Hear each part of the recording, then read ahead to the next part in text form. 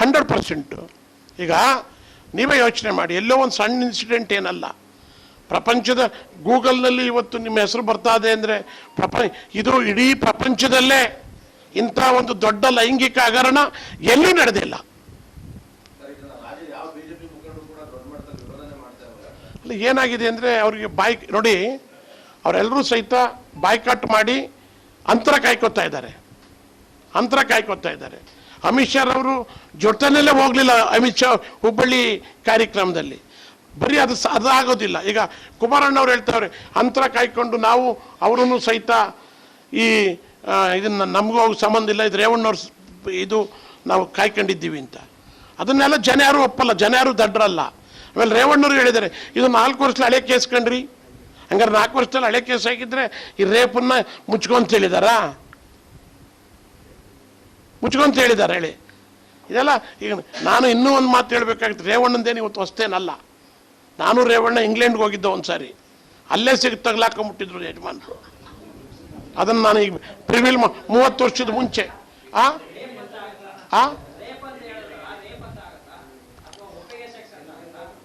ಇಂಗ್ಲೆಂಡಲ್ಲಿ ಹೋಗಿ ಒಪ್ಪಿಗೆ ಮಾಡ್ಕೊಳ್ಳಾರ ಇಲ್ಲ, ಅದನ್ನ ಇಲ್ಲೇ ಹೇಳಿದ್ರೆ ಅದ್ರ ಟೇಸ್ಟ್ ಹೋಯ್ತದೆ.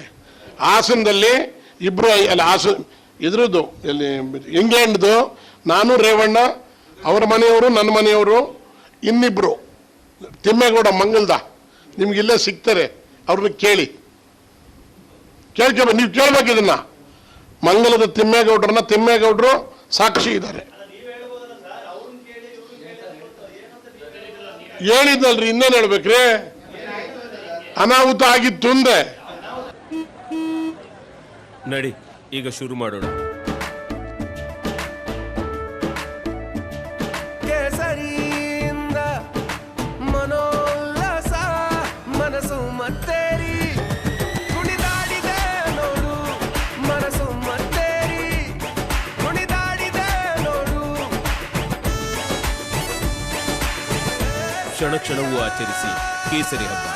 ವಿಮಲ್ ಬಾಯಲ್ಲಿ ಹೇಳಿ ಕೇಸರಿ. ಅದನ್ನೆಲ್ಲ ನೋಡೋಣ, ಕೇಳಿಲ್ಲ. ಈಗ 1 ನಿಮಿಷ ಕೇಳಿ ಅಣ್ಣ, ನೋಡಿ ಕೇಳಿ. ನಾನು ಇಟ್ಟಂಡ್ರನ್ನು ನೋಡಿ, ಅದಕ್ಕೆ SIT ಅವ್ರು ಏನಾರು ಅಲ್ಲೂ ಹೋಗಿ ಎನ್ಕ್ವೈರಿ ಮಾಡೋದಾದ್ರೆ ರೆಕಾರ್ಡಲ್ಲಿ ಸಿಗುತ್ತೆ.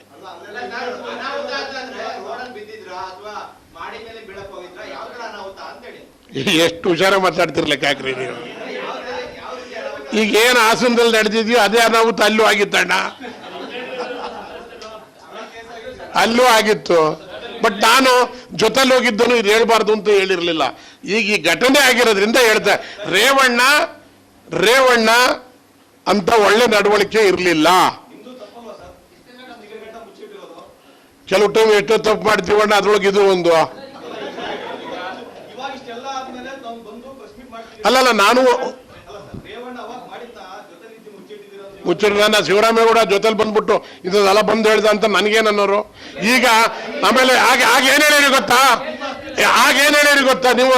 ನೀವೇನ್ ಹೇಳ್ತೀರಿ ಗೊತ್ತಾ? ಎಂಥ ಮುಗ್ಧರಿ ರೇವಣ್ಣ, ಅವನ ಮೇಲೆ ಹೇಳ್ತಾನಲ್ರಿ ಶಿವರಾಮೇಗೌಡ ನೀವ್ರಿ. ಈಗ ಇಲ್ಲಿ ನಡೆದಿರೋದು ಅಲ್ಲಿ ಹೋಲಿಕೆ ಮಾಡಿದಾಗ ಇರ್ಬೋದು ಏನೋ ಕಂಡ್ರೆ ಅಂತ ಅಂತಾರೆ. ಅಣ್ಣ ನಾನು ಕೇಳಿ, ನಾವೆಲ್ಲ ಒಂತ ಇದ್ದಾಗ ಸಣ್ಣ ಪುಟ್ಟ ತಪ್ಪುಗಳು ದೊಡ್ಡ ತಪ್ಪುಗಳು ನಡೀತವೆ. ಅದನ್ನ ರಿವೀಲ್ ಮಾಡೋದು ನನ್ನ ವೃತ್ತಿ ಅಲ್ಲ. ಅದು ನನ್ನ ತಪ್ಪು ಆಗಿರ್ಬೋದು. ನಾನು ಯಾಕೆ ಈಗ ಹೇಳ್ತೆ ಅಂದ್ರೆ, ಹಾಸನದಲ್ಲಿ ನಡೆದಿರ್ತಕ್ಕಂಥ ಅವ್ರ ಕುಟುಂಬಕ್ಕೆ ಆಗಿರ್ತಕ್ಕಂಥದ್ದು. ನಾನು ಇನ್ನೂ ಒಂದು ಮಾತು ಹೇಳ್ತೀನಿ. ಈಗ ಆಯ್ತು, ರೇವಣ್ಣನ್ ಬಿಟ್ಬಿಡಿ, ಪ್ರಜ್ವಲ್ ರೇವಣ್ಣ ಇಷ್ಟೆಲ್ಲ ಅನಾಹುತ ಮಾಡಿದನಲ್ಲ, ಅವ್ರ ಅಪ್ಪ ಅಮ್ಮ ಕತ್ತೆ ಕಾಯ್ತಿದ್ರ ಅಂತ. ಅದ್ರ ಜೊತೆಗೆ ಇನ್ನೊಂದು ಅಪ್ಪನು ಆ ಕಡೆಗೆ ಮಗ ಈ ಕಡೆಗೆ. ಅವಳು ಯಾರೋ ಹೇಳಿಲ್ವಾ? ಅಲ್ಲ ಕೃಷ್ಣವ್ರಿಗೆ ಕೇಳಿಲ್ಲ ಅಂತ ಕಾಣುತ್ತೆ. ಒಂದ್ ಕಡೆಗೆ ಅಪ್ಪ ಬಂದೋಯ್ತಾನೆ, ಒಂದ್ ಕಡೆಗೆ ಮಗ ಬಂದೋಯ್ತಾನೆ ಅಂತ ಅವಳಾರು ಸಂತ್ರಸ್ತು ಹೇಳಿಲ್ಲ, ನಾವ್ ಹೇಳಿರೋದಲ್ಲ. ಆಮೇಲೆ ಇನ್ನೊಂದು ಗೊತ್ತಾ, ನಾನು ಇನ್ನೊಂದು ನಿಮ್ಗೆ ಗಮನಕ್ಕೆ ತರ್ತಾ ಇದ್ದೀನಿ.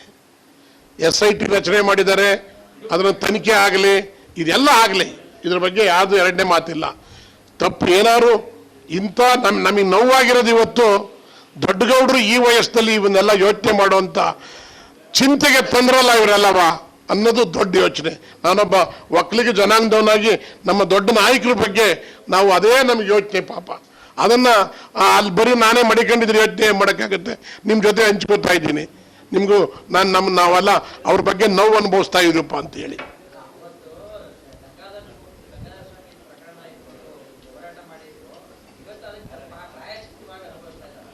ಇಲ್ಲ, ನಾನು ಹೇಳಿದೆ, ನಾನು ಇದುವರೆಗೂ ಹೇಳಿದ್ದೆಲ್ಲ ಇನ್ನೇನಂತ ಮಾಡಿದ ಪಾಪ ಆಡಿದರ ಬಾಯಿಲಿ ಇಲ್ಲ. ನಾನು ನಿಜ ಹೇಳ್ತೀನಿ ಕೇಳಿ, ನಮ್ಮಂತ ಒಬ್ಬ ಯುವಕರನ್ನ ನಾನಿವತ್ತು ಎಲ್ಲೋ ಇರ್ತಿದ್ದೆ ಆ ಘಟನೆ ನಡೀತಿದ್ರೆ.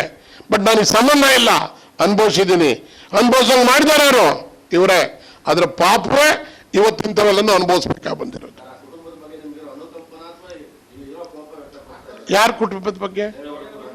ದೇವೇಗೌಡರ ಬಗ್ಗೆ ನಮಗೆ ಗೌರವ ಇದೆ ರೀ, ನನಗೇನೇ ಇರಲಿ.